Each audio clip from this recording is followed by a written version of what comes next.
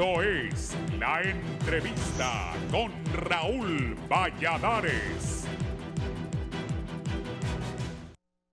El ámbito judicial, tanto dentro como fuera del país, generó importantes noticias durante la semana. En los Estados Unidos, específicamente en la Corte del Distrito Sur de Nueva York, se desarrolló una audiencia a la que acudió el ex jefe de Estado hondureño Juan Orlando Hernández, a quien acusan de delitos vinculados al tráfico de drogas. De acuerdo a la Fiscalía neoyorquina, para el juicio que comenzará en abril de 2023, poseen pruebas, grabaciones de reuniones del exmandatario con co-conspiradores, extracciones de aparatos electrónicos, libros de drogas, los cuales presentarán a más tardar el 1 de febrero. Asimismo, aseveraron que producirán 3.500 piezas de material probatorio para terminar varios meses antes el juicio y para el cual tendrán diversos testigos que podrían correr peligro, por lo que los presentarían hasta que el juicio comience a desarrollarse. Mientras en Estados Unidos supuestamente se prepararía para testificar contra el ex gobernante otros hondureños acusados por narcotráfico en Honduras, se comenzó a debatir en el Congreso Nacional la ley de colaboración eficaz, con la cual, según algunos diputados, ayudaría a combatir la corrupción y otras estructuras criminales, aunque algunos consideran que no terminaría de resolver los problemas que enfrenta el país. Pero otros sectores mantienen una postura reservada a esta ley, ya que, de acuerdo a unos expertos, esta normativa poco o nada serviría a los entes de justicia nacionales debido a que el crimen organizado está infiltrado en todo el aparato público y habría temor entre los que quieran dar a conocer delitos porque las autoridades señalan no podrían garantizar la seguridad de los que decidan hablar. Todo lo anterior coincide con el futuro del Poder Judicial hondureño, con el proceso para la selección de magistrados para el Pleno de la Corte Suprema de Justicia, pero según la Junta Nominadora, las pruebas de conocimiento arrojaron resultados que sorprendieron a muchos profesionales de derecho que buscan llegar a ser magistrados, entre ellos los que ostentan o estuvieron en importantes cargos. No obstante, algunos de los postulantes reprobados aseguran que supuestamente desde la Junta Nominadora se habría filtrado las respuestas de la prueba antes que la aplicaran, por lo que aseveran que se retirarán de buscar ese puesto. Sin embargo, algunos sectores consideran que este tipo de señalamientos deslegitiman el proceso que, según la misión de observación, es inédito y que ha desarrollado las cosas de buena forma, además de catalogar el proceso como uno de los más transparentes de la región.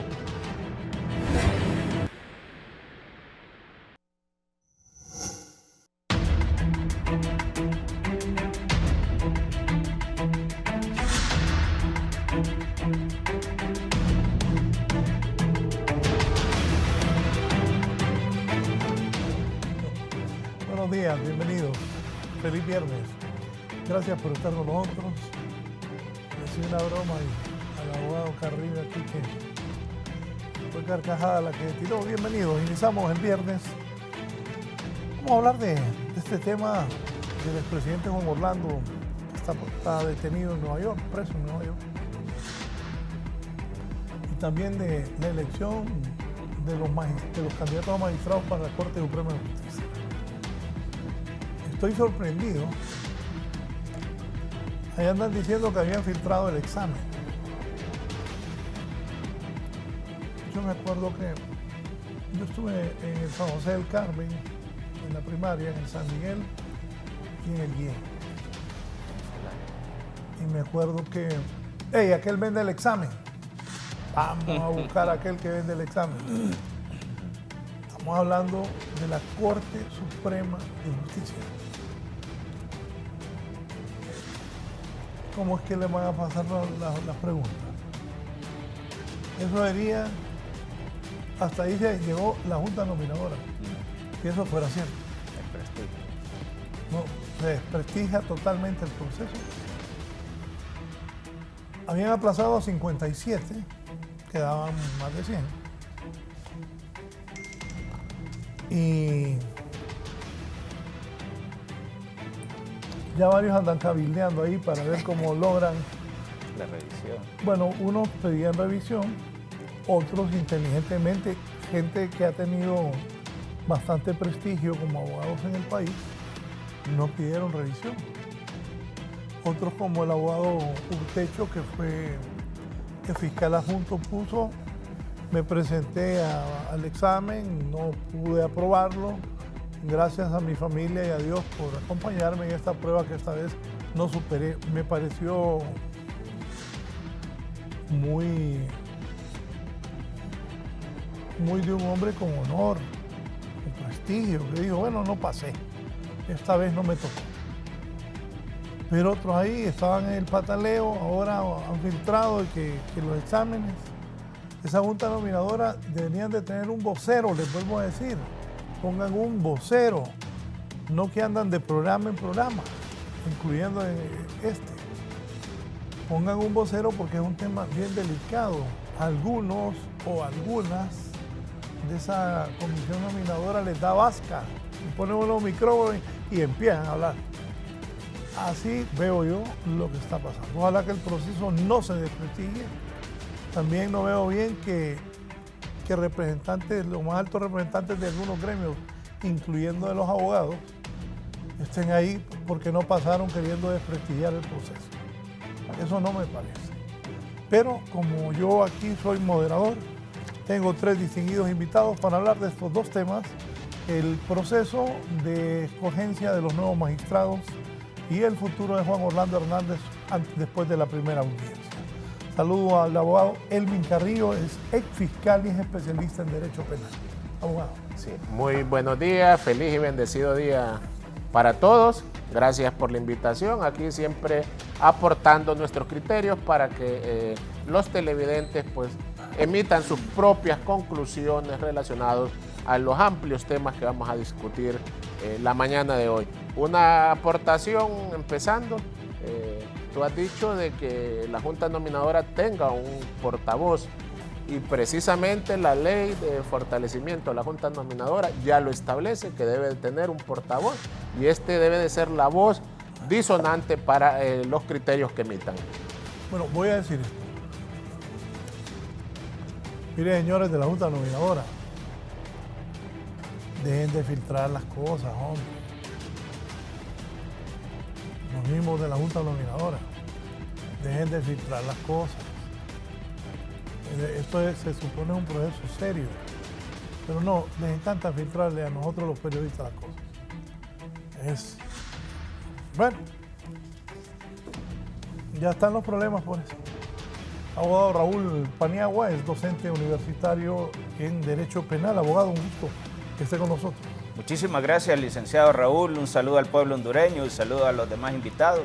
Muchísimas gracias por la invitación, pues estamos aquí para hablar con este tema tan recurrente que ha sido la Junta Nominadora, así como otros temas que se van a plantear en el escenario y que tienen un enorme impacto dentro de la sociedad hondureña y que seguramente, y así es, el pueblo hondureño está al tanto de todo lo que está ocurriendo con el presidente Hernández, con la Junta Nominadora, con ley de colaboración eficaz, por el enorme impacto que tiene en la sociedad. Correcto, eso es lo de la ley de colaboración eficaz. Ayer tuvimos los diputados, hoy voy a hablar con estos distinguidos abogados.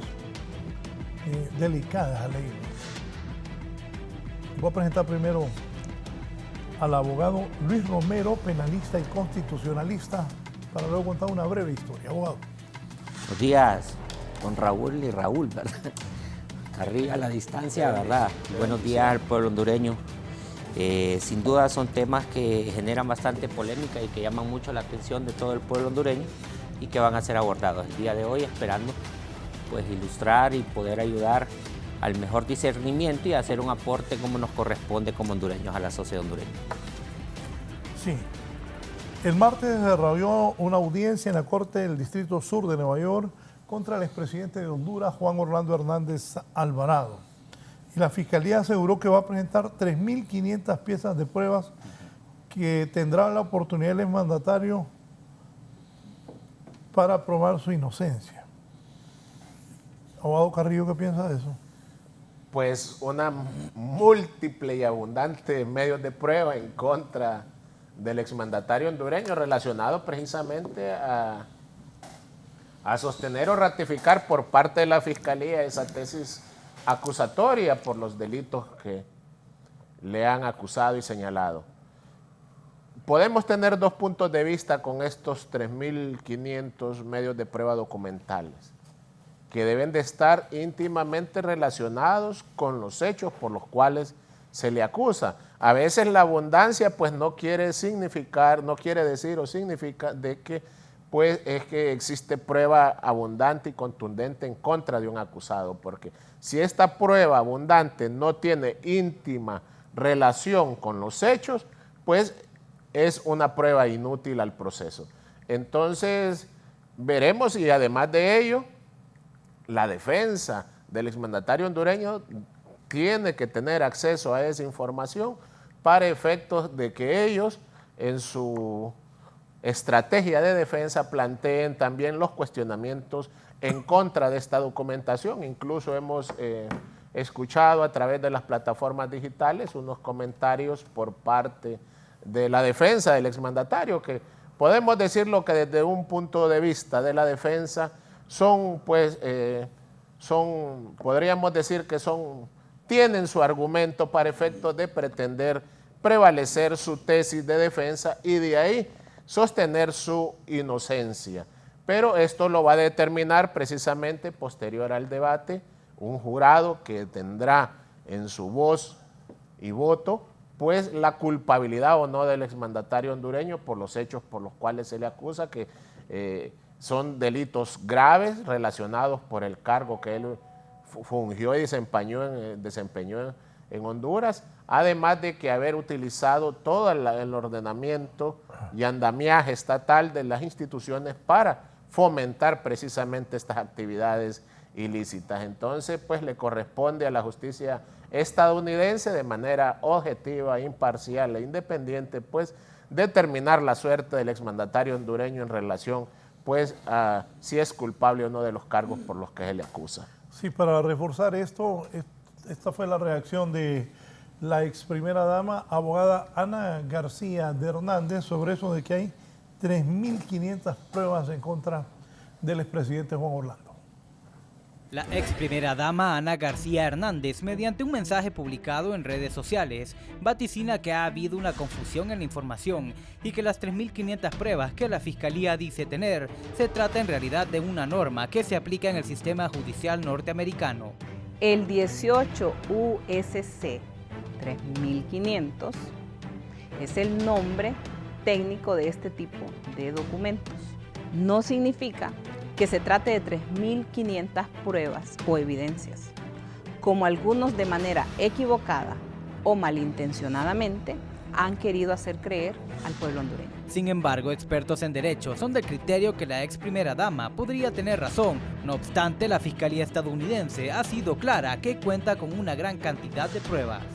Podría ser que tenga ella razón con respecto a la ley USC 3500, que es la ley que se establece, pero no puede obviarse decir que los fiscales de la Corte Sur de Nueva York tienen una infinidad de medios de prueba que seguramente, y así es, son medios de prueba certeros. No, es que es válido. Es que lo que sucede es que también hay que aclarar. Es válido, es que la presentación de pruebas tiene que ser.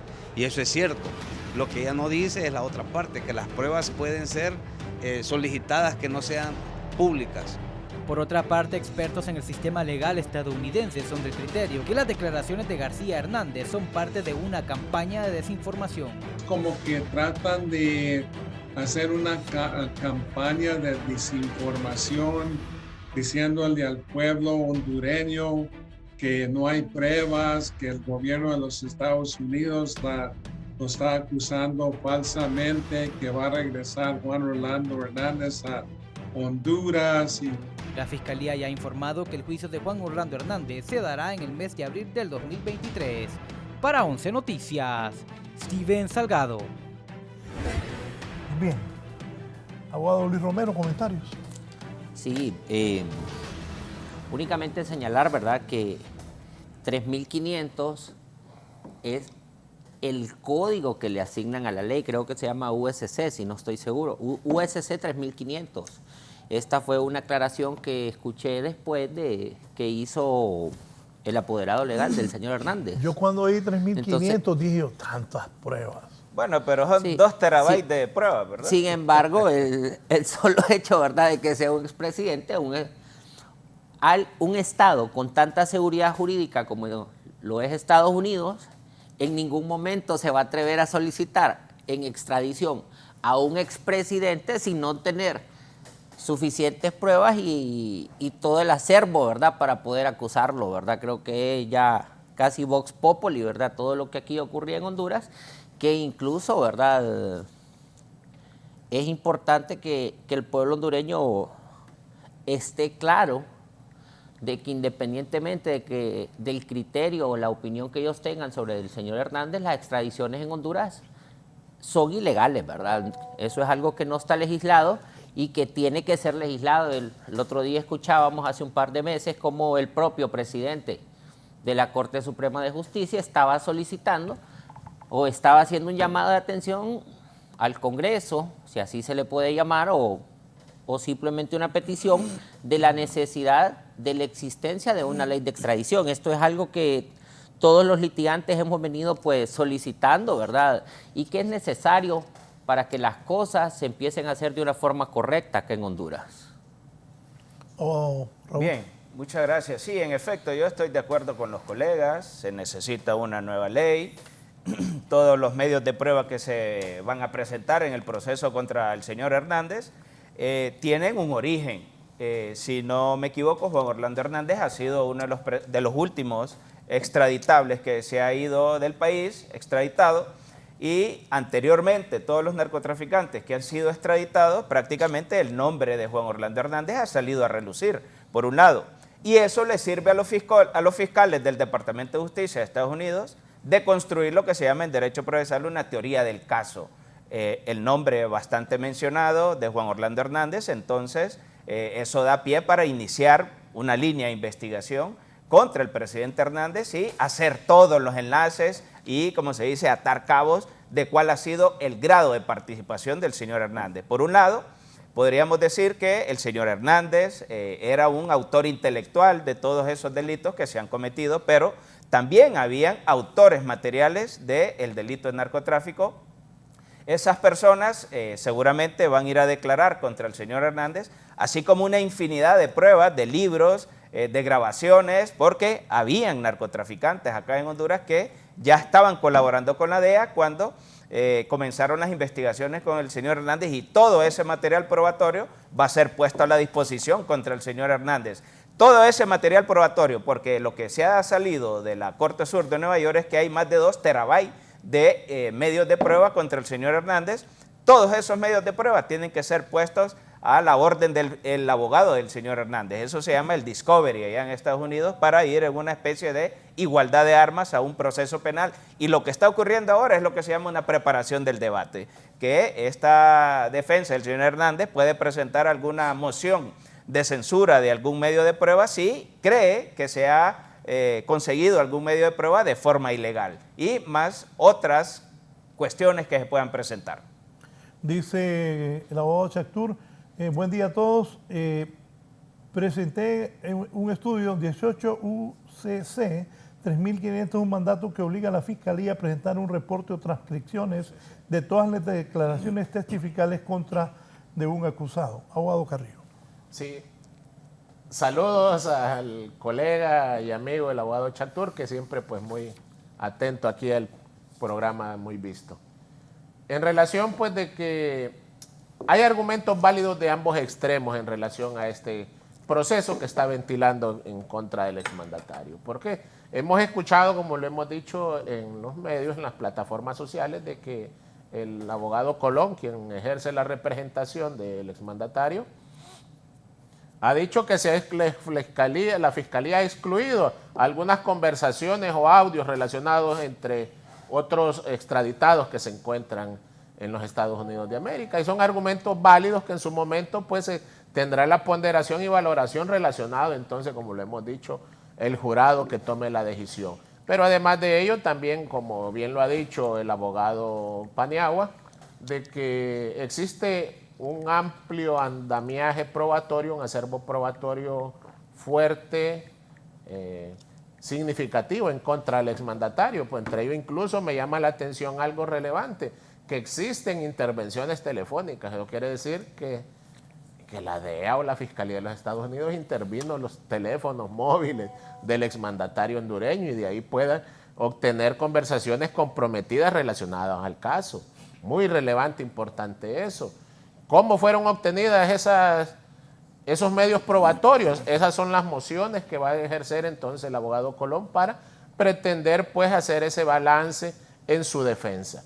Además de ello, también pues existen otros medios de prueba que deberán de ser concatenados, relacionados con otros medios de prueba para su ratificación, y esto va a conllevar entonces el fundamento, argumento sólido por parte de la Fiscalía para efectos también de que ellos pretendan ejercer su tesis acusatoria y con ello obtener la sentencia de culpabilidad en contra del exmandatario para efectos de que sea condenado por estos delitos, y sí puede recaer una sentencia, como digo yo, grave, ejemplar en contra del exmandatario al no quererse precisamente someter o llegar a un posible acuerdo de colaboración con la Fiscalía, que también a veces nosotros como defensores en el ejercicio profesional no solamente buscamos alguna absolución a favor de nuestros representados, sino en su momento buscar alguna atenuante a favor de nuestros representados en el momento de que pues el acervo probatorio sea contundente en contra de alguno de nuestros representados. Sí, para alguna gente que me escribe, Eddie, también, ya lo dijo aquí el abogado Luis Romero,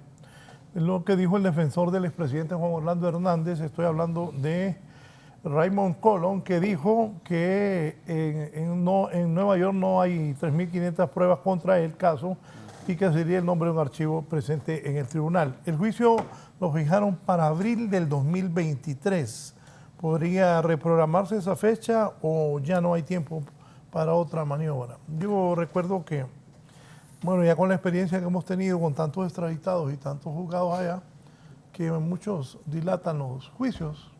El caso del abogado de Freddy Nájera, eso lo fueron posponiendo y posponiendo. ¿Puede pasar eso con Juan Orlando Hernández? Bueno, Raúl, yo no conozco a profundidad la forma de operar del sistema de enjuiciamiento norteamericano. Sin embargo, sí quiero señalar lo siguiente, y es que se dice, o al menos es lo que suena aquí en Honduras, que cuando ese tipo de cosas empiezan a ocurrir, que se empiezan a dilatar, generalmente es porque los acusados empiezan a negociar con la DEA, ¿verdad?, la posible entrega de información para poder llegar a un acuerdo y reducir sus penas. Sin embargo, pues desde el punto de vista lógico, habría que ver con quién puede negociar un expresidente, ¿verdad? Y esto está relacionado incluso con la ley de colaboración eficaz. O sea, pero, en el español que entendemos aquí, el pueblo, ¿a quién puede quemar? ¿Quién podría estar por encima, verdad, de él? Ya eso es bastante discutible. ¿A quién podría quemar? Pero hagamos una reflexión, ¿verdad? Más allá de verlo, el futuro del señor Hernández, que sí es importante para el pueblo hondureño, fuera de Honduras, empecemos a preguntarnos qué tanta institucionalidad tenemos nosotros, qué tanta seguridad jurídica tenemos nosotros para que a él no se le haya investigado, para que a él, a pesar de que era un vox populi, ¿verdad?, sus vinculaciones al crimen organizado, no se le haya realizado ni siquiera, ¿verdad?, una entrevista por parte de algún fiscal, no se le haya tenido en ningún momento directamente mencionado en ninguna investigación, ¿verdad? Y en general debemos entender de ese acto que Honduras es un país con poca institucionalidad, que no tenemos seguridad jurídica, que la seguridad jurídica es el acto más importante para poder aplicar correctamente la ley de colaboración eficaz. Particularmente me he dado a la tarea de darle un poco de seguimiento a este decreto que se está discutiendo, y creo que para poder tener una ley eficaz y que realmente sea eficaz y no sea una ley arbitraria que acorrale a muchos hondureños o que acorrale a muchas personas, se necesita tener seguridad jurídica, se necesita depurar el sistema, que en el sistema las personas que la van a aplicar sean éticas, sean probas, actúen sin ningún tipo de ensañamiento, porque estamos jugándonos, por decirlo así, el futuro jurídico con esta elección de esta nueva corte, y con esta ley se podrían dar muchas arbitrariedades, ¿verdad?, que ya las vamos a tocar, pero volviendo al tema del señor Hernández, en Estados Unidos la ley de colaboración eficaz funciona porque son personas que tienen seguridad jurídica. para ellos es muy sagrado la palabra, para ellos es muy importante poder sostener las cosas y fundar todas las acciones que ellos hacen y dicen, ¿verdad? Tener un sustento para poder hablar. La Fiscalía asevera tener grabación de reunión con conspiradores. ¿Extracciones de aparatos electrónicos serán suficientes o también se requiere la declaración de testigos? Sí, es un acervo probatorio amplio. También se cuestionaba bastante de que quiénes podían ser estos posibles testigos, Raúl, relacionado a que se mencionaban a estos anteriores extraditados o algunos que se hayan presentado o negociado de forma voluntaria al gobierno estadounidense. Entre ellos se sonaban algunos, incluso por otras latitudes se hablaba incluso de expresidentes de los Estados Unidos de América y incluso otros capos de otras regiones. Entonces, es muy importante, relevante, incluso de las últimas noticias que se dijo, se habló de unos primos o hermanos de Guatemala que precisamente están también relacionados o vinculados a estos nexos con el cartel de los Hernández. Entonces, de ahí vamos a ver precisamente que estas declaraciones testificales van a rendir su testimonio y estos testimonios van a ser relacionados con otros medios de prueba, llámese documentales, llámese incluso videos o precisamente imágenes mediante fotografías en los cuales pues se encontraban estas personas reunidas precisamente para estas conspiraciones que han llevado al exmandatario hondureño ahora pues a presentarse ante la Corte de Nueva York precisamente para estos procesos. Decía algo muy importante y relevante el abogado Romero, de que la carencia de institucionalidad en Honduras conllevó precisamente a que ni tan siquiera el Ministerio Público le haya mandado una cita para que pudiera haber recibido el mandatario hondureño una declaración, rendir una declaración como posible investigado de estos delitos en el territorio nacional. Esa es la carencia y la ausencia de institucionalidad por parte del Ministerio Público. El actual Ministerio Público, aquí tenemos que ser contundentes. Claro. Este Ministerio Público es el que se llamó al silencio mientras estaba Juan Orlando Hernández en la presidencia de la República.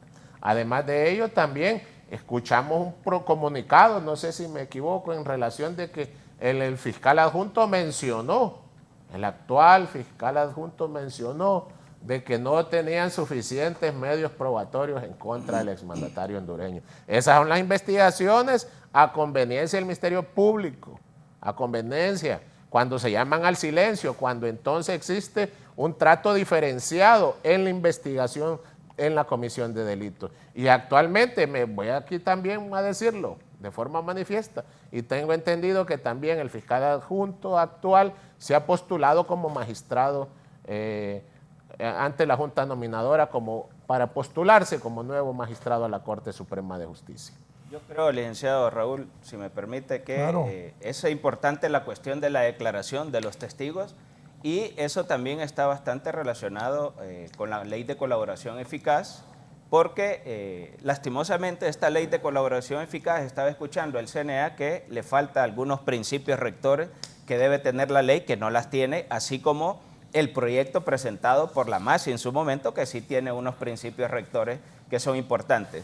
Pero el abogado Carrillo decía algo importante con respecto a la declaración testifical. Toda esa declaración testifical no basta que una persona diga que realizó o ejecutó determinadas acciones en favor de la organización del expresidente Hernández, sino que eso tiene que ser absolutamente concatenado, tiene que ser enlazado con otros medios de prueba, porque en una interpretación de los medios de prueba tiene que ser una interpretación armónica, porque no basta decir que traficó drogas, sino se puede probar con otros medios de prueba para de alguna manera que la sentencia sea más certera y no quede lugar a dudas de lo que puede ser una responsabilidad penal o puede ser una absolución, porque en un proceso penal puede ser una responsabilidad penal o una absolución en ese mismo proceso penal.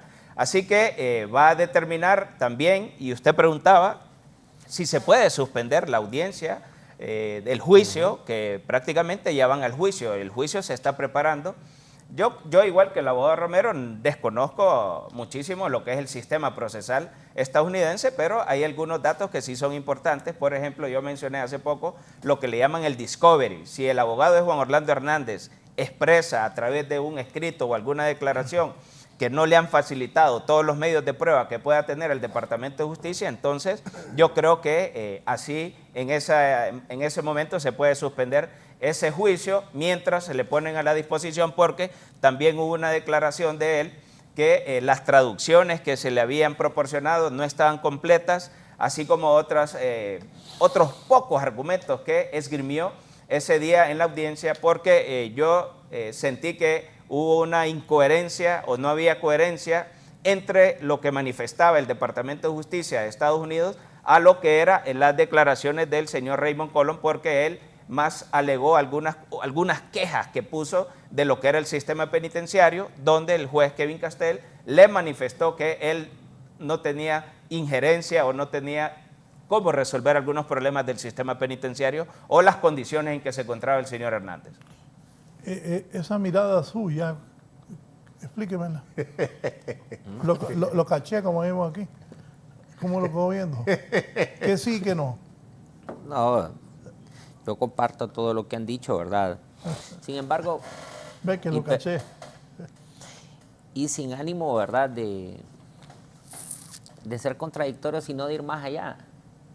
Yo creo, don Raúl, que ya el futuro del señor Hernández ya hay que dejarlo, ¿verdad?, allá en Estados Unidos, que ya aquí en Honduras ya no siga siendo tanto tema de discusión para determinar si está bien o está mal, ¿verdad?, la extradición, sino simplemente que nos haga un llamado a la reflexión de qué tan mal estamos aquí en Honduras. Por ejemplo, para mí como hondureño es vergonzoso que se haya extraditado a un expresidente, ¿verdad? O sea, insólito. Pero más allá de lo insólito, para mí, como lo dije a título personal, es vergonzoso. Eso significa que aquí no tenemos investigación, que aquí las cosas estaban funcionando de tal forma para que el sistema solamente mordiera los pies descalzos, como dijo aquel ex embajador de los Estados Unidos, que de una u otra forma existía un andamiaje en donde todas las autoridades estaban de acuerdo para teledireccionar la aplicación de la justicia. Creo que pues todos nosotros, o los tres que estamos acá, hemos sido formados en tribunales y hemos sido operadores de justicia de una u otra forma, y otros están involucrados a la docencia, en el caso de Paniagua, ¿verdad? Y debe ser reflexivo en este momento para la sociedad hondureña qué tan mal estamos, ¿verdad? No ha sido fácil, todos hemos podido ver cómo poco a poco se va desmontando esta forma de operar del Estado que había antes, pero eso no significa que estamos bien, don Raúl. Ya empiezan a haber voces disonantes, ¿verdad?, en donde dicen que cambiamos de una bandera para montarnos a otra. Yo creo que eso pues es un criterio bastante apresurado, sin embargo, no podemos descartarlo, ¿verdad? Fíjese que, licenciado Raúl, yo... Solo le voy a decir algo que dice el abogado Chactur. Dice él: yo doy una pista sobre quién podrían quemar. Podrían quemar a los altos jerarcas militares involucrados con el que podrían quemar a los empresarios y banqueros locales e internacionales que le ayudaron a sacar dinero de Honduras al extranjero y lavarlo, significativamente a Singapur, Hong Kong. Por ejemplo, hay un hondureño que labora con un banco internacional en Asia, y esa parte, esa estructura, esto lo saben autoridades hondureñas, pero no actúan. El lavado de activos en Estados Unidos también es motivo de extradición, y hay bienes adquiridos en Estados Unidos con dinero que deben determinarse su licitud y las personas que colaboraron en su adquisición, bancos o personas particulares. Sí. Raúl, quiero hacer una aportación en relación pues de que posibles testigos, ahorita que estás leyendo precisamente los comentarios del abogado Chactur, incluso le voy a mencionar que esto le van a sacar a bailar, como decimos popularmente, o le van a sacar a relucir al exmandatario hondureño la muerte precisamente de esta persona que estuvo en un centro penal.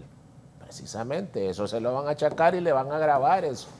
Y como bien decía el abogado Romero, este arroz ya se coció, como dijimos también, esta es la crónica de una condena anunciada y aquí solo es de discutir o hacer una proyección de cuántas son las cadenas perpetuas que le van a recaer al exmandatario hondureño.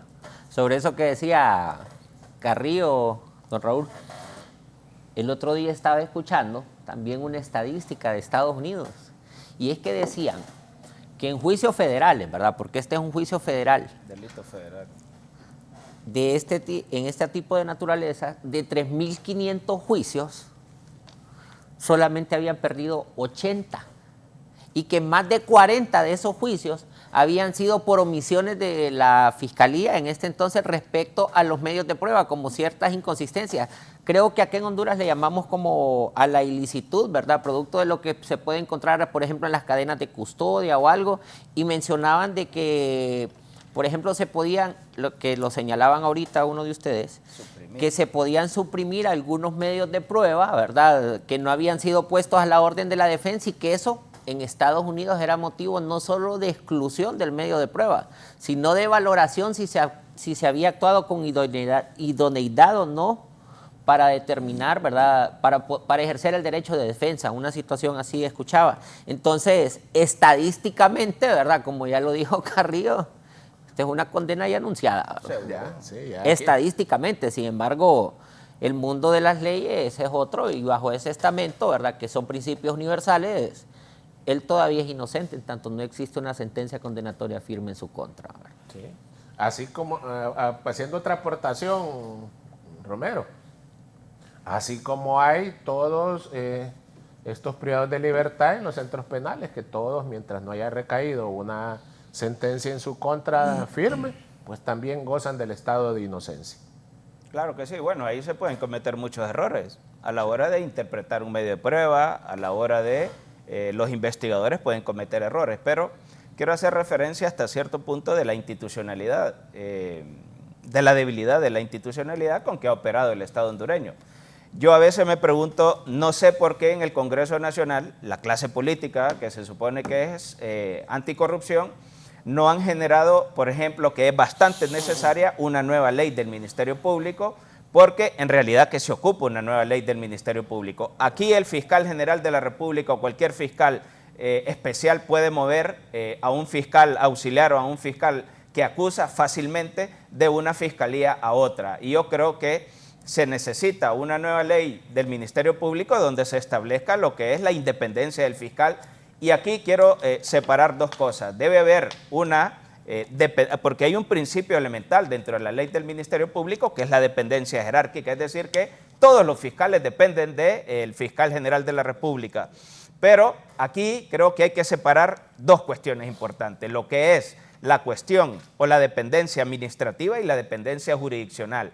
Un fiscal puede depender administrativamente del fiscal general, pero no puede depender jurisdiccionalmente del fiscal general porque eso le va a dar independencia a un fiscal que acusa. Ese fiscal va a tener la potestad de investigar y acusar a cualquier persona sin la necesidad de pedirle permiso al fiscal general o que el requerimiento fiscal que pueda presentar sea autorizado por el jefe inmediato superior. Así que, y también creo que es necesario porque la institucionalidad hay que protegerla, que es lo más importante porque eso le beneficia a la sociedad, crea a una sociedad con mucha confianza, crea confianza en la inversión, crea confianza en los mercados, que existan todos esos elementos para que exista confianza. Por ejemplo, yo así, de acuerdo a todas las situaciones que se han dado en Honduras, también creo que hay una asociación de fiscales, también esa asociación de fiscales hay que darle un margen de independencia a la hora que si en situaciones especiales, situaciones sui generis donde prácticamente ocurra lo que ha ocurrido en el Ministerio Público, que prácticamente se ha llamado el silencio de todas las atrocidades que cometió el señor Hernández, creo que a esa asociación de fiscales también hay que darle una independencia a la hora de que como asociación tengan la facultad de presentar requerimientos fiscales en beneficio de la sociedad hondureña, y también es necesaria una ley de la carrera judicial, así como una reestructuración de todo el ordenamiento jurídico hondureño, porque aquí la cuestión es que algunas instituciones armadas se han ocupado, se han utilizado para de alguna manera crear intimidación al pueblo hondureño, y creo que también hay que darle ese margen de independencia, porque muchísimas veces hay problemas políticos, hay problemas sociales, que cuando viene el pueblo y reclama sus derechos, vienen los organismos militares, policiales, y van a reprimir una marcha. Y hay que atender a lo que es el origen del problema. El origen del problema es político o es social, y hay que dejar a los políticos que resuelvan los problemas para que no existan los problemas en la calle, donde es que la sociedad va a reclamarlo. Desde Gracia me dice el abogado Antonio Rosa Bautista: buen día, Raúl. Al general Cienfuegos, la DEA lo acusó de haberse reunido en tal fecha con un cartel. Le probaron que ese día estaba reunido con autoridades gringas en un evento del ejército que conste anti-JO. Bien, me dije don Jimmy Quesada: buenos días, dígale a estos señores que los pies descalzos son los que no tienen nos tienen de rodillas. Ojo. Bueno, no serían los pies descalzos. A los pies serían descalzos. A los pies descalzos, a los que tienen de Creo rodillas. Que le faltó ¿verdad? algo. Pero el contexto se entiende. Se habían llevado a un presidente de Guatemala, y ahora hay un presidente de Honduras extraditado, preso en Estados Unidos. Al país, ¿qué repercusión? Ustedes como abogados. Sí. Muy importante y relevante esa inquietud. ¿Cuál es el impacto, la magnitud de esto? Y es, la verdad que es gravísimo, pues, como decíamos extra cámaras antes de iniciar el programa, de que es insólito, increíble, de que un exmandatario, un presidente de Honduras, la primera y única vez de que ha sido solicitado en extradición por estar relacionado a actividades del crimen organizado, desde el poder precisamente que él ejerció, porque esta investigación yo creo que viene de hace más de una década, entonces le vienen dando seguimiento desde el Congreso Nacional, en donde se dio sus inicios precisamente en conformar estas estructuras criminales desde el poder político para efectos de hacer un proyecto magnitud y llegar hasta la presidencia, y precisamente desde la presidencia, pues, utilizar el andamiaje institucional, llámese Policía Nacional, llámese Ejército, para los efectos y fines de utilizar estas instituciones, entre algunas, porque deben de haber más, para los efectos de utilizar de trampolín, de trasiego internacional de la droga. Porque le voy a hacer otra pregunta aquí. A mí me gusta hablar, como decimos, claro y pelado. Todo ese dinero del narcotráfico, ¿dónde está invertido? ¿Dónde se encuentra? Ahí debe entonces iniciarse una investigación objetiva en relación dónde está la inversión de este supuesto dinero del narcotráfico para efectos de, pues, llevar a los responsables ante los tribunales de la República, porque de lo contrario, pues aquí seguimos en lo mismo, señores. Bueno, yo creo que este tema de la institucionalidad es bastante importante, tomarlo en cuenta.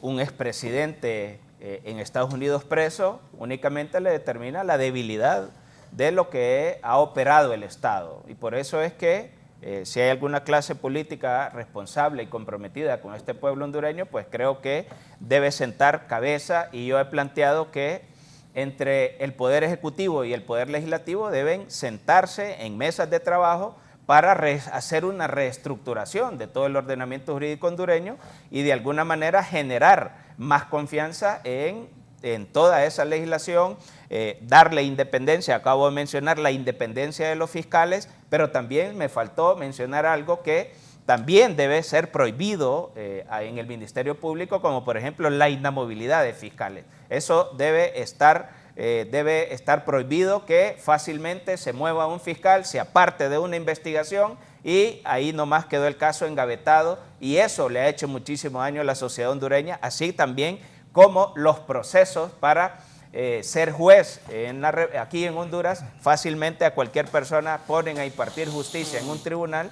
Y le voy a comentar que en España, para poder ser juez, primero hay que hacer un examen sumamente difícil, y una vez que una persona logra aprobar el examen, el Consejo General del Poder Judicial de España lo contrata, pero no significa que ya va frente a impartir justicia en un tribunal, sino que por lo menos lleva un año de puras capacitaciones en todas las áreas del derecho para poder impartir juicios, así como simulación del juicio. Así que... ¿Ustedes no creen que si Jo hubiese estado implicado, como dicen, hubiera quitado la extradición con el poder que tenía?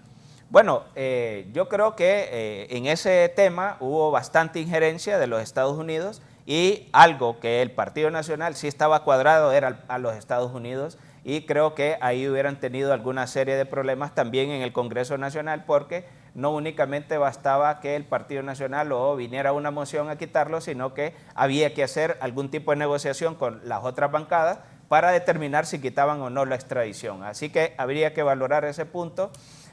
También era un tema que Estados Unidos muy fuertemente no iba a permitir que se quitara la extradición.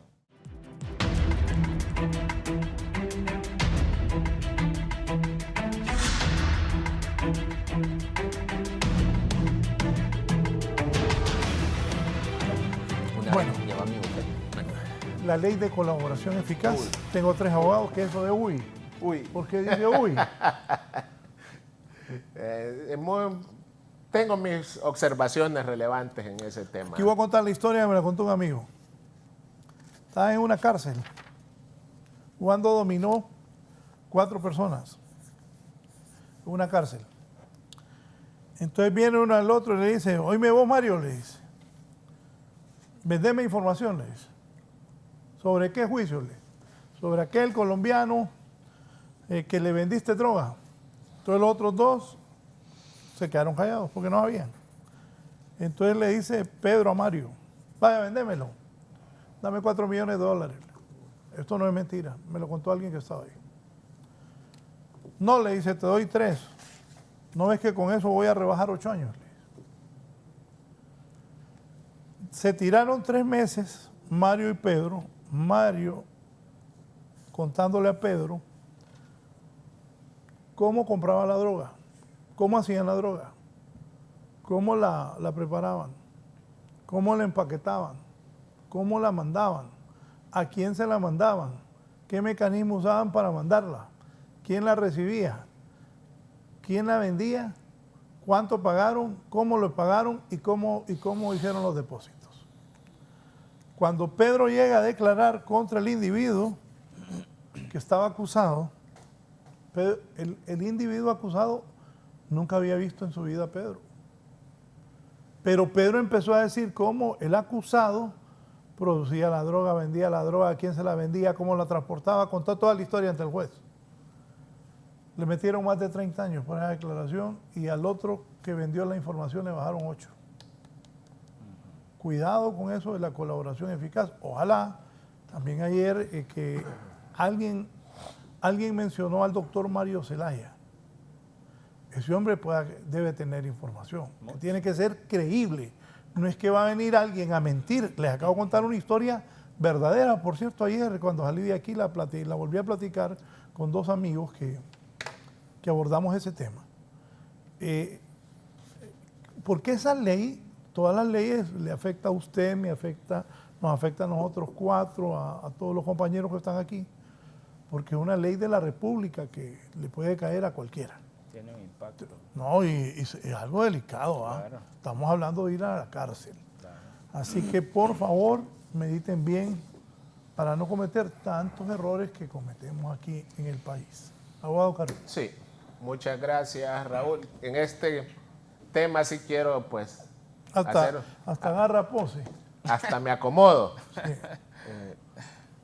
En su participación el abogado Raúl Paniagua decía de que precisamente hay que hacer una transformación de reformas en el ordenamiento jurídico nacional, pero vemos que ni tan siquiera para derogar algunos decretos en el Congreso Nacional se ponen de acuerdo. Es cierto. Así de claro y sencillo. Eso es cierto. Otro asunto, soy del criterio de que previo a la aprobación de esta ley de colaboración eficaz, y voy a referirme al diputado Harry Dixon, que creo que es el de los que preside la comisión en relación a esta ley, y que la intención y finalidad puede ser muy buena para la sociedad hondureña, para precisamente incluir esta nueva figura procesal en el ordenamiento jurídico.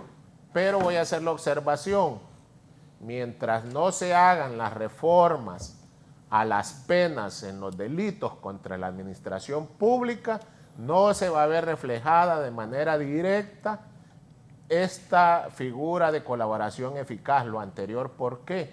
Se está haciendo con dos fines: para el combate al crimen organizado y el combate a los delitos contra la administración pública. Pero entre ambos grupos de delitos existe una diferencia abismal en las penas. Por ende, un funcionario o exfuncionario público que está siendo acusado por el delito de abuso de autoridad o que conlleva una pena tan siquiera de inhabilitación, es una pena de inhabilitación. No va a la cárcel. Que nunca puede ser acusado por 100 delitos, 500, 1000 delitos de abuso de autoridad o violación de los deberes de los funcionarios y no va a poner un pie en la cárcel. ¿Qué interés va a tener esta persona de ir a someterse a una figura procesal de colaboración eficaz? Ninguna, señores. Aquí estamos con un doble discurso, estamos dando, como decimos, a tol con el dedo. De ahí voy a hacer mención y también voy a decir, aquí quiero escuchar al CNA con un discurso directo solicitando la reforma a las penas de los delitos contra la administración pública. Voy a cuestionar a la sociedad civil, a una pseudo sociedad civil que está íntimamente señalada y cuestionada por haberse asociado, confabulado con la administración anterior, haberle dado el visto bueno en muchas malas acciones en contra y perjuicio del pueblo hondureño, y que ahora lamentablemente ahí andan devedores en ese proceso de evaluación a magistrados de la Corte Suprema de Justicia. Señores, eso no puede seguir sucediendo en Honduras. De ahí, mientras no se hagan esas reformas a las penas, incluso vemos delitos en el capítulo de delitos contra la administración pública, delitos de malversación de caudales que llevan penas de 3 años, con penas mínimas de 3 años, inicia. ¿Qué persona que ha malversado caudales públicos se va a someter a una colaboración eficaz con este tipo de penas? Ninguna, señores. Entonces, si quieren desarticular esas redes de corrupción del andamiaje institucional, señores, hagan las reformas a las penas para que estas personas lo piensen una y 1000 veces antes de tocar los sagrados dineros del pueblo hondureño, que se le han puesto la confianza y administración y que tienen que tener la rendición de cuentas con transparencia. Bueno, vamos a ver esta ley de colaboración eficaz con respecto a los efectos, pero yo creo que siempre es necesario, en aquellos países que ha sido aprobada esta ley de colaboración eficaz, a ver cuál ha sido la experiencia. Creo que o deberían de traer expertos de otros países donde comenten algunas experiencias con respecto a la ley, qué tan positiva fue dentro de la sociedad de otros países. Si no me equivoco, creo que Perú tenía, Guatemala también con el tema de la CICIG, habría que ver ese tema. También hay que ver otro tema importante, como decía Carrillo, el tema de las penas, porque aquí sin duda alguna que la clase política sobre todo agarra de bandera lo que es el derecho penal y lo que es la potestad punitiva del Estado y lo que es el tema de las penas, porque a veces andan con discursos de levantar y elevar las penas, y habría que valorar esa cuestión porque hay algunas cuestiones de lo que es retroactividad, de lo que es irretroactividad y lo que es ultraactividad en cuanto a la aplicación de la pena, y puede ser que en algún momento determinado se eleven las penas, pero va a venir algún defensor y le va a decir al tribunal que le aplique la pena que ya está derogada porque es más benigna para su representado. Eso hay que valorarlo. Y también quiero mencionar otra situación que se da en el mundo académico del derecho penal. Y esto no lo digo yo, es importante decirlo. Por ejemplo, el tema de la pena privativa de libertad, como mencionan algunos profesores e investigadores, ha perdido su vigencia porque el objetivo de la pena privativa de libertad es resocializar a través de lo que se llama la prevención especial positiva, que se busca resocializar a una persona cuando ingresa en un centro penitenciario, es decir, darle un tratamiento penitenciario progresivo, pero cuando ingresa a un centro penitenciario no hay ningún tipo de tratamiento para estas personas y únicamente van a vegetar, y tampoco en el centro penitenciario hay una separación entre lo que son los privados de libertad, porque todos aquellos privados de libertad que tienen algunas características comunes entre unos y otros deben estar separados de los que tienen otras características distintas a las de ellos, porque eso es lo que genera esa contaminación criminal, porque el que comete un delito de robo simple, robo sencillo, está mezclado con los de estructuras criminales y eso al final hace la contaminación criminal, y por eso es que a las cárceles se les llama las universidades del crimen, porque van a aprender nuevas técnicas de delinquir, y cuando están fuera del centro penitenciario pues ponen en práctica todas esas técnicas que han aprendido dentro del centro penitenciario. Así que debe haber una adecuada separación de los privados de libertad de acuerdo a las condiciones que presenten.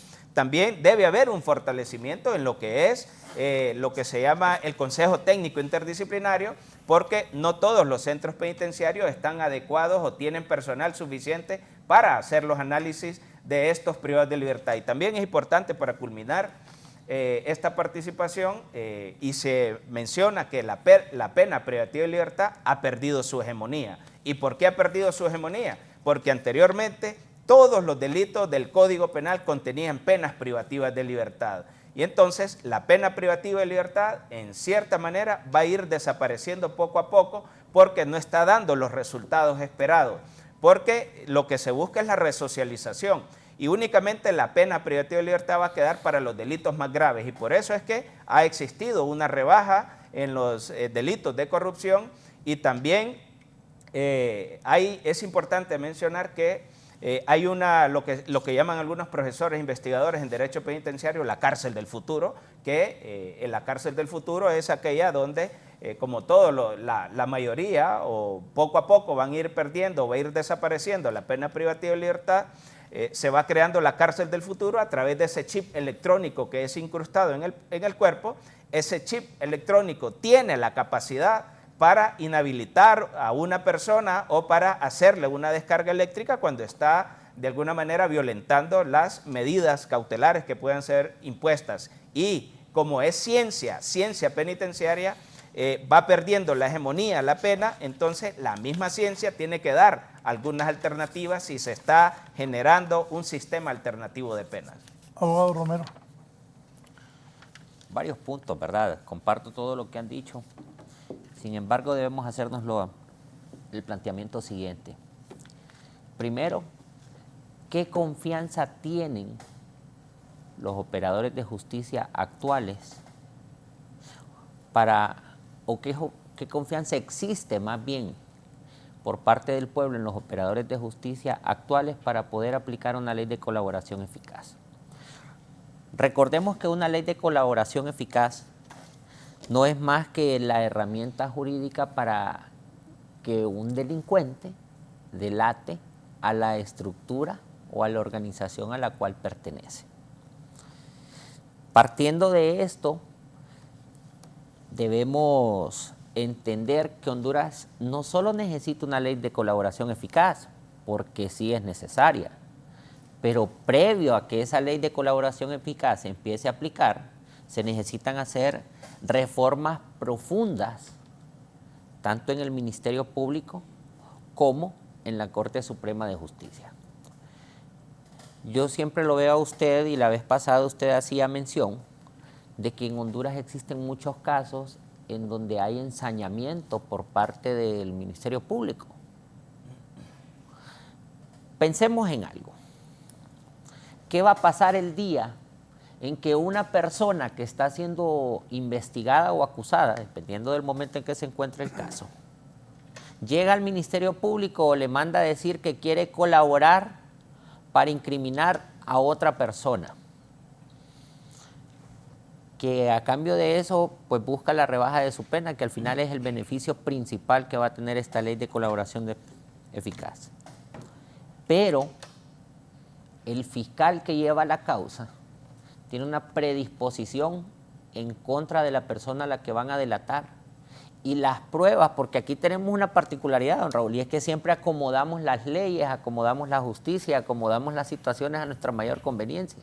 Aquí no hay una coherencia de forma general en todos los hondureños respecto a nuestros actos en la vida pública.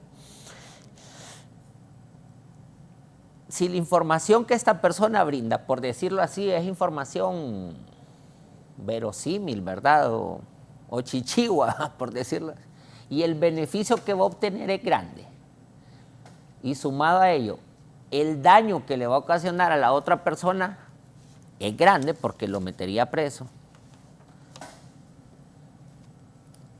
debemos preguntarnos, ¿será justo esto? O sea, ¿qué tanta seguridad jurídica existe en el Estado para que estos fiscales, que actúan con mucho ensañamiento en la gran mayoría de sus casos, vayan a llevar a un colaborador eficaz a quemar a otras personas? Vaya, por ejemplo, a mí me llama mucho la atención que aquí en Honduras, y los que litigamos nos podemos dar cuenta, existe ya casi una superioridad por parte del fiscal del Ministerio Público frente al juez.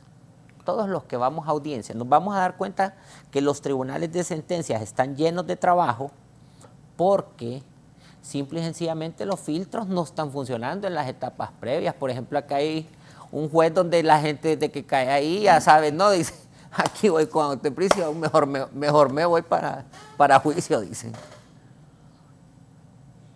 Sí, comparto contigo, O sea, comparto contigo. Es que hay mucha falencia.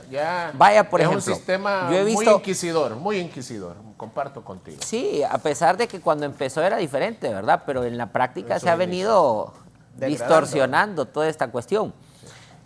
Pensemos, por ejemplo, cambiando de contexto, ¿qué va a pasar cuando empiecen los políticos que vayan a ser investigados a brindar información para quemar a sus socios, a sus secretarias, al conserje, a todas personas de mayor escala, y lo van a hacer bajo el siguiente contexto? Y es que van a decir, que él era el jefe y me tenía, Sí, lo y él era el interrumpo. jefe y me Lo tenía interrumpo engañado. Solo para fortalecer lo que él está diciendo. Ya eso está ocurriendo. Ya empleados, como acaba de mencionar el abogado Luis Romero, están yendo a la fiscalía a declarar de funcionarios, exfuncionarios y todavía que tienen una Solo una cosa, don participación Raúl. en la vida política. Solo Pero lo una que usted cosa, está don Raúl. diciendo ya Pero está pasando. ahorita están yendo los de menor escala para delatar a los de mayor escala. Pero y cuando los de mayor escala empiecen, porque aquí somos perros para inventar, ¿verdad? Cuando los de mayor escala empiecen a decir, no, es que a mí me tenía amenazado y el jefe era aquel de abajo. Puede pasar. Y en un país con tan poca institucionalidad Y mucha mafia. y tanta corrupción, ¿verdad? O mafia, como lo quieran llamar, ese tipo de cosas pueden pasar, ¿verdad? Bueno, lo estamos viendo, pues. Una muchacha vino a decirme un día, fíjese, licenciado, que a mi hermano el jefe lo puso a que fuera a reclamar unos cheques y los ponía a nombre de él y lo están llamando a la fiscalía. Y no voy a mencionar el nombre de la persona, pues. Pero eso está pasando. Una observación con eso que tú dices. Actualmente no está vigente esa ley de colaboración eficaz. Si esta persona está siendo citada, hay que ver la condición en la cual comparece. Si es testigo o investigado. Debe ser investigado. Pues, Claro. Pero lo que él dice es cierto. Él tenía un puesto menor. Claro. Y, Sí. y él de repente cobró cheques a nombre de él. Los utilizan, ¿verdad? Sí. Correcto. Mire, con el ánimo de hacer una... Hacen el mentado pitufeo, como se dice, cambiar un... Con el ánimo de hacer una aportación constructiva, ¿verdad? Primero quiero que debemos verla con buenos ojos, ¿verdad? Esta ley. Sin embargo, se deben tomar todas las correcciones a tiempo y todas las medidas del caso. En mi opinión, particularmente acá en Honduras existen los mal llamados jueces naturales. Digo mal llamados porque todos los jueces son jueces naturales, ellos son jueces especiales, nombrados para conocer determinada causa en específico. Hay que generar credibilidad y seguridad en el sistema. Para esto podría ser una posibilidad que venga la persona que tiene la información y se aboque al fiscal, al Ministerio Público. El fiscal lo escuche y el fiscal no determine si le va a aplicar o no le va a aplicar ese beneficio y en qué proporcionalidad lo va a hacer, sino que tenga que ir a la Corte Suprema de Justicia, no ante un juez, porque los jueces, aunque se escuche, yo tengo muchos amigos jueces y la gran mayoría sí tienen independencia y la gran mayoría se oponen muchas veces cuando no creen en las posturas de los fiscales, pero hay otros jueces que se someten a la voluntad del Ministerio Público, y hay que decirlo así, ¿verdad? Entonces, si viene y la solicitud para colaborar eficaz, para la colaboración eficaz se hace ante un magistrado de la Corte Suprema de Justicia, un fiscal no va a intimidar fácilmente a un magistrado. Recordemos que son delitos complejos, ahí no se investigan bagatelas. Entonces, si es un delito complejo, si es un delito de gran trascendencia nacional, si es un delito que nos afecta tanto, hay que darle la importancia que ese delito tiene. Si el fiscal viene y le solicita al magistrado de la Corte Suprema de Justicia y le dice, mire, yo tengo este colaborador eficaz y nos va a presentar esta declaración, nos va a presentar estas pruebas, vamos a verificar esta información, vamos a contar con este y con este indicio para poder acusar a X, Y y Z, va a venir el magistrado, va a señalar una audiencia, lo va a escuchar y va a poder determinar si esa información realmente es tan importante como dice el Ministerio Público y como lo pretende hacer ver el colaborador, y le va a dar el visto bueno. Esa podría ser una alternativa, porque aquí el problema es que se le está dando demasiado poder al fiscal, ¿verdad? Y tiene que existir en un sistema de pesos y contrapesos, tiene que existir un equilibrio. Claro. Y para poder establecer ese equilibrio, en mi opinión, lo idóneo sería no ir ante un juez, ¿verdad? Y quiero sí hacer esa aclaración. Si son grandes casos los que se van a poder resolver con la colaboración eficaz, entonces hay que ir ante grandes personalidades como lo son los magistrados de la Corte Suprema de Justicia a fin de poder generar un balance en esto. Creo que el Congreso debe reflexionar sobre esta condición, puesto que esto nos ayudaría a fortalecer la seguridad jurídica del Estado. Me dice el abogado Mario García, España, ni la DEA, ni el FBI, ni el Mossad, las más poderosas agencias de investigación del mundo, han sido capaces de impedir los abusos. Muchos oportunistas se han aprovechado de esa ley y han sido incapaces de impedirlo. Si ellos con todo el dinero del mundo no pueden, ¿qué podemos esperar de la pelada ATIC y la DPI? Va a ser una manada de reos mentirosos inventando acusaciones para que le rebajen las penas. Así es. Por eso es que debe ser concatenada la información. Me dice el abogado Ariel, buenos días Raúl, estamos hablando de la ley de colaboración eficaz y estamos dejando a un lado el fortalecimiento de los órganos de investigativo.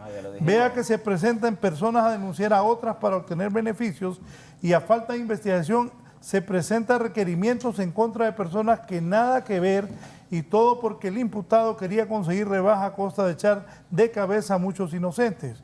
No está mal la ley de colaboración eficaz, dice el abogado Ariel, pero esta ley debe ir de la mano del fortalecimiento de los organismos, de los órganos investigativos. Claro, y lo hemos mencionado aquí, ¿verdad? Sí. Vaya, por ejemplo, como aquí a los hondureños nos encanta inventar figuras jurídicas, ¿verdad? Todos hemos visto cómo ya esa prostituida fuente humana, que se lleva todos los juicios de gran envergadura, cuando los abogados le empiezan a interrogar respecto a aspectos puntuales, empiezan a decir, no, es que esa pregunta puede tender a identificar el testigo, es que esa pregunta puede tender a esto. Es capciosa. Mira, don Raúl, si al final un colaborador eficaz no está en la obligación de decir la verdad, está en la obligación de declarar sobre los actos que tiene conocimiento y también debe estar en la obligación de que se sepa, aquí el colaborador eficaz se llama Pedro Martínez Juan García y el Estado está en la obligación de que una vez que se rinde esta declaración y diga, a mí me dijo Pedro Martínez que esto ocurrió de esta y de esta forma y para corroborar la información que dio Pedro Martínez, hicimos este allanamiento, este decomiso, este aseguramiento y contamos con esta, con esta y con esta prueba, se dio esta y esta reunión y aquí están los videos, están las grabaciones. El Estado está en la obligación, después de haber identificado Pedro Martínez, de determinar cómo andaban vestidos, incluso si se pudiera, en proteger la integridad física de Pedro Martínez. ¿Y cómo lo va a hacer esto? ¿Cómo lo va a lograr? A través de un programa de sistema de testigos protegidos que tiene que ser forzosamente de carácter internacional, porque Honduras es un pueblón. Aquí no va a funcionar que de Tegucigalpa lo manden a vivir a San Pedro. Aquí no va a funcionar que de Tegucigalpa lo vayan a esconder a Valle de Ángeles. O sea, son cuestiones que se ocupa logística, se ocupa el apoyo internacional y hay que decirlo así, ¿verdad? No, aquí en Honduras, ¿cómo va a poder hacer Sí, ni eso? cámaras de seguridad tenemos ahora, los matan en un semáforo. No, por eso, y entonces. Sí. Y hay que entenderlo, pues. Muy importante tus aportaciones, Romero, en relación de que precisamente si no se cuenta con los recursos, esa logística, pues es imposible realizar estas actividades. Porque vemos, como lo menciona muy acertadamente, de que en los requerimientos fiscales dice de una fuente humana, precisamente así dice. Pero ya existe una figura del testigo protegido, entonces más bien en un actuar de buena fe del Ministerio Público debería entonces presentar ese supuesto testigo protegido y no lo hace. Entonces desde ahí existe una desventaja en relación con la defensa. Vaya, por ejemplo, si se supiera que el delator es Pedro Martínez, el nuevo acusado va a decir, sí, dice, pero Pedro Martínez también tuvo esta y esta participación, porque uno de los requisitos fundamentales de la ley de colaboración eficaz o de un colaborador eficaz es que diga absolutamente la verdad. Claro. Es más, los Estados Unidos, cuando detectan que un colaborador les mintió, perjurio, después le viene y le rechaza la colaboración, hace uso de la información, pero les declara sin lugar el beneficio y lo vuelve a procesar, ¿verdad? Por perjurio. Sí. Yo creo que ha habido, según declaró el CNA, que tiene unas falencias esta nueva ley porque no hace referencia a una serie de principios como el control judicial, la formalidad, la legalidad, la objetividad y también la celeridad, la veracidad y proporcionalidad, porque aquí hay que ver el tipo de información que va a entregar un colaborador eficaz. Y esa información, de acuerdo al principio de celeridad, proporcionalidad, tiene que ser concatenada, es decir, que esa información hay que revisarla para saber qué tan verídica es y también, de acuerdo al tipo de información, así va a ser el beneficio que va a ser entregado. Y lo que he escuchado del CNA es que no contiene esa serie de principios que ya establece o ya establecía el proyecto de ley que presentó la MASI en su momento al Congreso Nacional. Así que creo que de alguna manera hay que completar esa ley, entre otros puntos. Y esta ley de colaboración eficaz es lo que se llama una justicia penal negociada. Y también es importante señalar que el Ministerio Público va a tener esa potestad de negociar con este colaborador eficaz y se supone que ese acuerdo de colaboración debe ser aprobado por un juez de la República. Y para hacer ese control jurisdiccional también hay que analizar que puede hacer que esas, hemos hablado de falta de institucionalidad, por un lado, debilidad por parte del Ministerio Público y Sistema de Administración de Justicia, puede hacer que ese acuerdo de colaboración también puede llevar algunos elementos de impunidad, como para quitar algún tipo de delitos de esas personas que en realidad se han cometido a cambio de alguna información, a cambio también de no imputar penalmente a una persona. Me dice otro televidente, en Guatemala existe esa ley del colaborador eficaz desde el 2006. Se reformó en el 2009 y recientemente se introdujo al Congreso de Guatemala otro proyecto de reformas porque no ha funcionado y solo ha servido para que el Ministerio Público cometa abusos. Mire, don Renato, si aquí acusan, perdón, don Raúl, disculpe, si aquí acusan las personas hasta para mejorar estadísticas en el Ministerio Público. Usted escucha que cada 15 días, que ya ahora ya ni los medios de comunicación les dan la cobertura a esas famosas operaciones, creo que ya van como por Némesis número 2000, ¿verdad? Sí. que lo único que son operaciones en donde dicen y presentamos 500 requerimientos fiscales y ahí detuvimos a 400 personas. ¿Y cuántos salieron libres? Pero ¿y a quiénes detuvieron? ¿Cuál es el sustento real de esos 500 requerimientos fiscales? Lo hacen solo para mejorar una estadística. Cuando llega un ciudadano normal a querer presentar una denuncia, lo mandan un filtro y le dice un fiscal en 5 minutos después de escucharlo, si le recibe o no le recibe la denuncia. Aquí lo que se ocupa es que se reciba. Y lo hacen para no aumentar la estadística de impunidad o de no investigación. Aquí lo que se ocupa es, y esto lo decían Raúl, lo decía Carrillo, lo que se ocupa es que se reciban todas las denuncias. Allá el que denuncie falsamente, si también es penado, pues también es delito denunciar a una persona sin fundamento. Falsa denuncia. Pero porque aquí le limitan ese derecho a los ciudadanos. Eso, empezar a corregir. Pero usted está a favor o no de esa ley. Yo estoy a favor de esta ley siempre y cuando se creen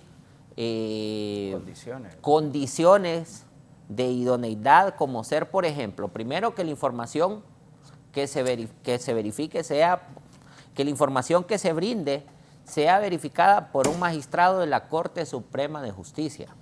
Segundo, que se fortalezca de forma internacional un verdadero programa de testigo protegido. Tercero, que la persona que va a brindar información esté en la obligación de identificarse con nombre y apellido, y después de que esté identificado con nombre y apellido, sea mandado a la China, a Hong Kong, a donde quieran, ¿verdad? Pero no un magistrado que pelee con los porteros de lugares, magistrado serio. Es que fíjese que hasta en eso hemos perdido la óptica, fíjese, hay requisitos jurídicos y requisitos que solo se los puede dar la vida. Solo le digo esto, en Perú también existe desde el 2001 y este año 2022 fue reformada por la misma razón, los abusos del Ministerio Público. Cuarto, que para que esta ley sea pues vigente y se limiten esos abusos, se puedan reducir, se tiene que crear un sistema equilibrado. ¿A qué me refiero esto? A que, por ejemplo, colaboren dos instituciones del Estado, el Ministerio Público y la Corte Suprema de Justicia. ¿Por qué hago énfasis en que no puede ser un juez normal? No porque dude de su capacidad, no porque dude de su idoneidad, sino porque no es lo mismo amedrentar a un juez de letras que amedrentar a un magistrado de la Corte Suprema de Justicia. Al final debemos darle la importancia a los altos magistrados, ¿verdad? Claro. Y a los altos funcionarios del Estado de forma general.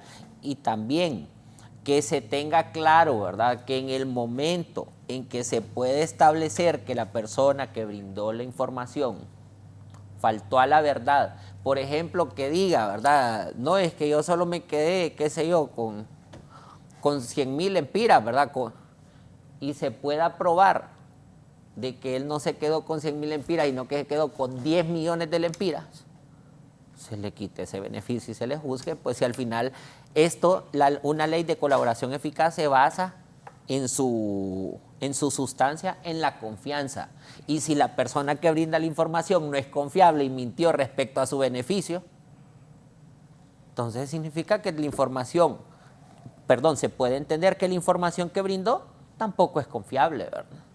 Abogado Raúl Paniagua, ¿y para usted? Bueno, para mí yo estoy de acuerdo con la ley, pero también estoy de acuerdo con el abogado Romero que tiene que ser operativa, tiene que ser confiable, y por eso he manifestado también, es importante decirlo, una reestructuración de lo que es el Ministerio Público, una reestructuración de la Corte Suprema de Justicia. Los que vamos a litigar a esos órganos jurisdiccionales nos damos cuenta de todo lo que ocurre ahí. Y una persona común, corriente, al comentarle lo que ocurre de esas cuestiones, se asusta. Entonces, yo para decirle algo, una vez un periodista comentó, no, nosotros que andamos en la calle, todos los días miramos la pobreza, dice. Y entonces se me vino a la mente a mí, todos los abogados que vamos a los tribunales de justicia, miramos la corrupción todos los días ahí. Entonces, usted se asusta de todo lo que ocurre ahí. Entonces, creo que es necesaria una reestructuración. Esa ley de colaboración eficaz tiene que estar bien estructurada, hay que completarla, porque faltan algunos elementos que hay que agregárselos. No sé si esa ley contiene que en algún momento, como decía el abogado Romero, que la información no sea verídica, pues entonces la misma ley establezca que se revoque el beneficio que ha sido otorgado a esa persona. Así que también es necesario también reestructurar lo que es la Corte Suprema de Justicia. Creo que debe iniciar, tanto en los dos órganos de administración de justicia, un proceso de reestructuración, de depuración, y creo que si va a venir un organismo como la CICIG, también hay que reestructurarla, y tenemos el ejemplo que precisamente ahora que venía Juan Jiménez Mayor, le dijeron que todos los casos de corrupción que había acusado lo que es la MASI, todas esas personas prácticamente ya están libres. ¿Por qué? Porque el problema fue que se trajo la MASI, pero con un Poder Judicial y un Ministerio Público cooptado por la corrupción y por las estructuras criminales que operan a lo interno del Estado. No, y un Congreso que legisló a favor de ellos y no a favor de los intereses del pueblo. Totalmente. ¿A favor o en contra? No, todo lo que fortalezca precisamente el ordenamiento jurídico nacional le dé esa institucionalidad perdida, pues hay que apoyarlo, siempre y cuando haciendo las observaciones que hemos hecho. Hemos escuchado en entrevistas a la diputada Silvia Ayala, si no me equivoco, de que ella manifestó que este beneficio de colaboración eficaz no se iba a aplicar a los cabecillas de estructuras criminales, pero también debería de analizarse esta circunstancia debido a que si un cabecilla puede decir quién va a ser su sucesor, porque este ya fue capturado, creo que puede ser algo relevante para la Administración de Justicia. Además de ello, se está vendiendo, también se está ofreciendo esta figura procesal de colaboración eficaz como un método o forma, manera de atacar los delitos contra la administración pública. Y hago la mención y referencia y lo repito, mientras no se hagan las reformas a las penas, yo como defensor feliz de que pues se quiten las penas de prisión de libertad. ¿Sí? Como defensor felices, porque ese es nuestro trabajo. No intimida, no intimida. Pero vamos a hacer la mención de que si no se hacen las reformas, no va a haber ningún interés de un corrupto de someterse a esta figura procesal, porque se les está tocando con guantes de seda y han saqueado el país a cualquier cantidad de dinero que han dejado al país precisamente en estas precarias condiciones, y ellos son incluso los intocables, son aquellas personas que quieren verse como salvadores de la sociedad y no puede seguir continuando dicho extremo. Voy a hacer una pausa para venir a cerrar el programa, para que hablemos un poco también de la nominación de hombres y mujeres que buscan ser los nuevos magistrados de la Corte Suprema de Justicia. También hay que entender, se presentaron más de 185. ¿Cuántos quedan ya? No, pero no es lo que quedan. Sí. La calidad de los Sí, claro. La calidad de los 15 que van a quedar. Claro. Por ejemplo, cuando él dijo, escuché la historia de un magistrado, todos somos humanos, aquí, no, y todos somos humanos, cada quien algo le gusta para pasarla bien, alguien se echa frustrado, los humanos, no, pues aquí en Honduras la gente mola. Fíjate, mira ese bolo, ahí está de goma el que está diciendo eso. Es que así es aquí, hombres y mujeres. A las mujeres aquí en Honduras chupan con ganas también. Uy, es la realidad. ¿Ese es el derecho? No, por eso, porque cada quien hace con su vida lo que quiere. Pero un magistrado debe cuidarse, ¿va? Claro, sí, por supuesto. Debe su cuidarse. imagen, su decoro. Bien, entonces voy a la pausa y vamos a hablar sobre esto de los magistrados. Háganme un favor, el subcomandante del Cuerpo de Bomberos, Oscar Triminio, con quien fuimos compañeros en la universidad, era buen portero, Triminio. Ahí lo pusimos, fuimos campeones del torneo universitario interfacultades la primera vez. Bueno, teníamos un equipazo. Jugaba Pineda Chacón, Ferrari, jugaba yo, jugaba Medrano, jugaba el Mango Enríquez.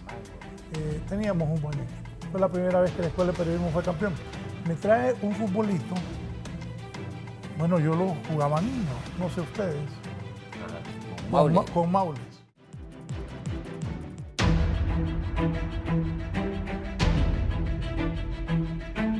Ajá, Gerson, lo que te pedí.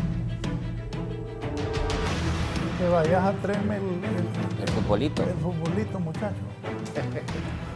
Bien, entonces, ¿cómo ven ese proceso de la elección de los nuevos magistrados? ¿Cómo va?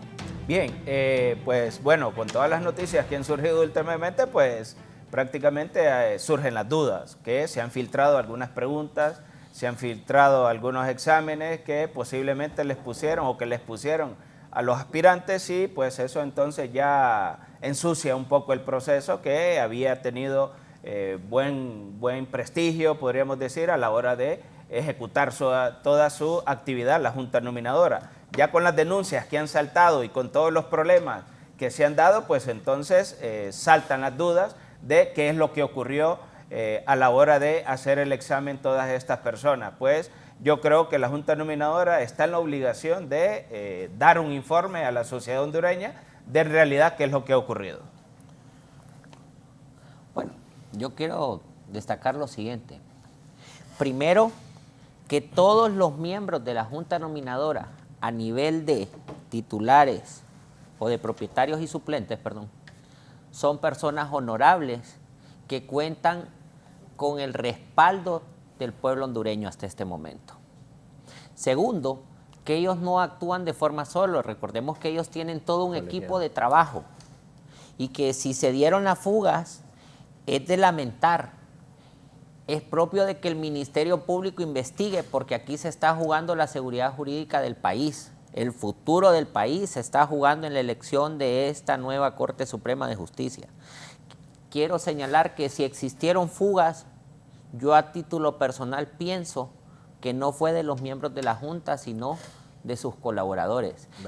Y esto pasa hasta en la corrupción, que tanto hemos estado hablando en este foro. Muchas veces los actos de corrupción no se dan en las cúspides, se dan en los mandos intermedios. Las fugas de información se dan en los mandos intermedios, en las partes operativas. Entonces sí creo que debe llamar a la atención, comparto, ¿verdad?, la postura del abogado Raúl, que la Junta Nominadora pues tiene que dar un informe, pero también no podemos descartar el trabajo de la Junta. Vaya, por ejemplo, ¿quién no va a dudar de la credibilidad del abogado Waldo Rivera, de la integridad de él? ¿Quién no va a dudar de don Olban Valladares, de la abogada Yulisa? Es más, del representante de la Corte, de Josué Padilla, una persona íntegra, un intelectual, porque él es un intelectual. O sea, son personas, y a nivel, de forma general, la Junta, son personas idóneas, ¿verdad? Y si hubo algún tipo de fuga, pues yo sí creo que fue de los mandos intermedios, y es lamentable. ¿Qué tipo de magistrados vamos a tener? Un magistrado que se preste, perdón, un postulante, porque no es magistrado, que se preste a recibir un cuestionario sobre un examen. Yo creo que eso ya nos va indicando la calidad de país que tenemos, ¿verdad? Y qué es lo que necesitamos mejorar. Bien, gracias. Cerramos con el abogado Carrillo. Sí, siempre manifesté en relación a los postulantes que quieren pues ser magistrados, de que tienen el legítimo interés de participar en igualdad de condiciones. Siempre lo he mencionado, esa igualdad. ¿Qué nos referimos en esa igualdad? De que pues si se someten a procesos de evaluación debe darse iguales circunstancias para todos, sin beneficio para nadie. Ha reconocido, la Junta Nominadora ha reconocido, hay que reconocer el valor que han tenido de reconocer de una posible inconsistencia en relación a unas preguntas que fueron incompletas en el proceso de evaluación. Y eso hay que hacer entonces la enmienda, y por ello ha dado pie precisamente el día de hoy a una revisión. Que pues aquellos interesados que pretendan incluso revisar estas preguntas, que incluso pueden ser, en este caso, pueden aprobar esta evaluación. Entonces creo que es una forma idónea precisamente de pretender enmendar. La Junta Nominadora, me llama algo la atención a mí. Para ser postulante te piden ser abogado y notario. Pero también vamos a hacer la mención de que cuando los nuevos magistrados electos y los actuales en el ejercicio de sus funciones no pueden ejercer la notaría por dos principios, el principio de exclusividad y el de nexa jurisdicción. Pero vemos que estos postulantes están siendo evaluados por una junta nominadora, por algunas personas de ellas que no son notarios. Entonces se están viendo otros valores diferentes a lo que establecen precisamente el ejercicio de la fe pública. De ahí hay que darle el voto de confianza a la junta nominadora para los efectos de el proceso de evaluación. Ahora se está calendarizando precisamente las audiencias públicas de todos estos postulantes que pues han pasado a esta etapa o fase. Entre las audiencias públicas precisamente se debe de establecer cuál es ese interés, esa voluntad, esa inquietud de los postulantes para ser magistrados, qué los ha motivado precisamente. Eso creo que el pueblo hondureño lo quiere conocer para efectos de que estos postulantes pues de forma transparente le den respuesta a todas estas inquietudes. Gracias a mis tres invitados. Primero voy a ir con la nota y los voy a despedir ya al final. Saludos al abogado Lesman Morazán, periodista de los directores de Radio América. Un gran abrazo hasta su residencia allá en Las Cascadas.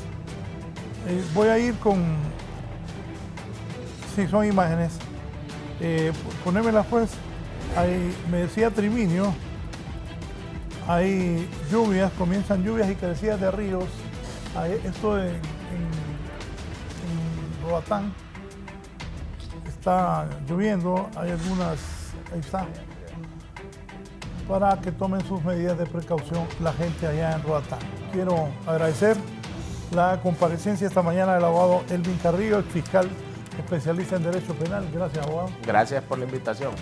El abogado Raúl Paniagua, que es maestro de la Cátedra de Derecho Penal y abogado litigante en el país. Gracias, Raúl. Muchas gracias. Saludo al pueblo hondureño y gracias por estar acá. El abogado Luis Romero, penalista y constitucionalista, abogado. Gracias, don Raúl. Mire, quiero agradecerle a Oscar Triminio, su comandante de... Ya va a empezar el Mundial. Los invito a ver 11 mundialistas. Enfocame aquí, hombre. Los mables para que juguemos. Mire, no, aquí está. Aquí le voy a dar uno. Abran la toma. Mire, de verdad me emociona porque yo estoy cipótelo. ¿Ah? ¿Sí o no? Dale con ganas, Carrillo. Los invito a ver 11 mundialistas a las 6 de la tarde con Canal 11 para que disfruten el Mundial. Estos eran los juegos de FIFA de nuestros tiempos. Fue muy duro, Carrillo. No, yo sí le hacía. Pero de verdad que... Pero el tiempo pasado. No, pero mire, en el tiempo... Bueno, y jugué muy bien fútbol, disculpe. No, ahí en el futbolito. Anda violento, don Raúl. Anda violento. Gracias, Luis. Gracias, Raúl. Gracias, abogado Carrillo. Gracias a todos. Confiamos. Gracias a ustedes. Voy a cerrar con mi compañero Zúñiga ampliándome las lluvias desde el departamento insular. Adelante, compañero. Buenos días, compañeros en estudios. En efecto, pues estamos experimentando fuertes lluvias desde la noche acá en el departamento insular de Islas de la Bahía. Pues ya llevamos un aproximado de más de 8 horas con constantes lluvias. Hasta los momentos pues sigue lloviendo moderadamente. El cuerpo de bomberos pues ha salido a inspeccionar a diferentes sectores del municipio que reportan que podrían estar en peligro. Hasta los momentos pues no se ha emitido una alerta de preocupación y el cuerpo bombero pues realiza los monitoreos correspondientes en los diferentes sectores como Sandy Bay, Coxing Hall, French Harbor y pues se estaría pues inspeccionando también una vivienda en estos momentos que pues a raíz de las lluvias pues se le ha metido el agua a la planta baja porque es de 2 plantas, pero pues hasta los momentos no hay personas evacuadas y ya se está a la expectativa también de poder en su momento quizás habilitar un albergue si sigue lloviendo y si hay pues comunidades en peligro. Nosotros, a él que mande. Nosotros estaremos pues realizando monitoreos en diferentes sectores para poderles pues informar de cómo está la situación acá en el municipio de Roatán y de la Bahía.